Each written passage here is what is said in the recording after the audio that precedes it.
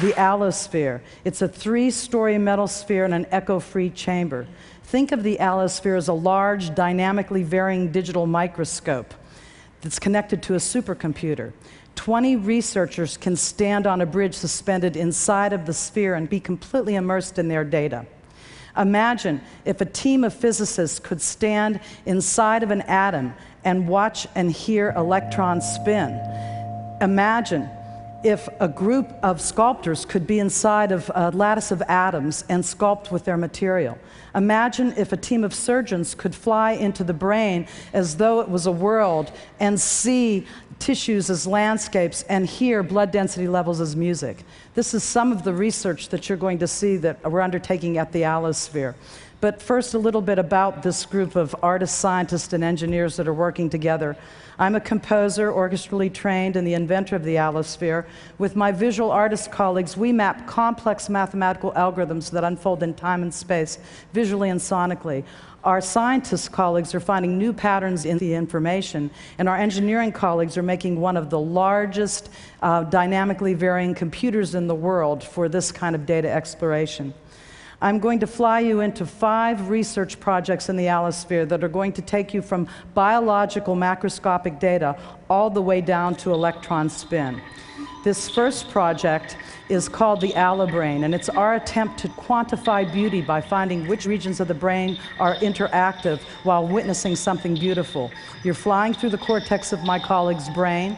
Our narrative here is real fMRI data that's mapped visually and sonically. The brain now a world that we can fly through and interact with. You see 12 intelligent computer agents, the little rectangles that are flying in the brain with you. They're mining blood density levels, and they're reporting them back to you sonically. Higher density levels mean more activity in that point of the brain.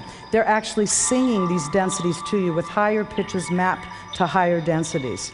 We're now going to move from real biological data to biogenerative algorithms that create artificial nature in our next artistic and scientific installation.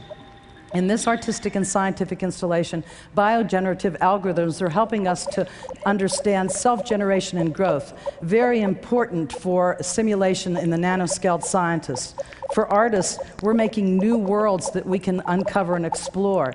These generative algorithms grow over time, and they interact and communicate as a swarm of insects.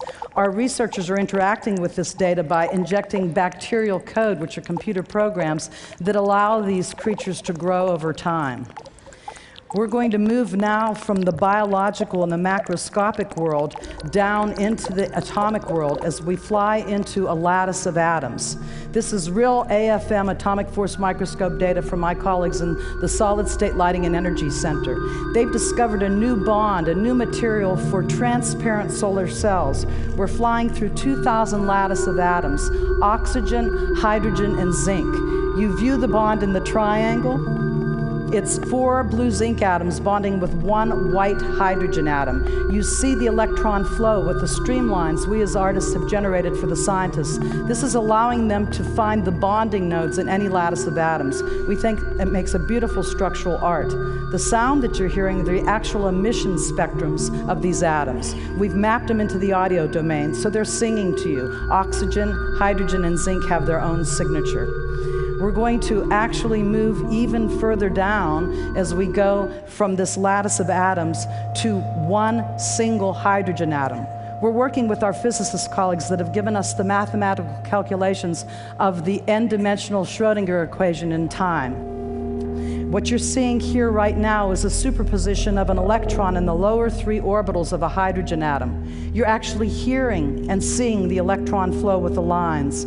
The white dots are the probability wave that will show you where the electron is in any given point of time and space in this particular 3 orbital configuration.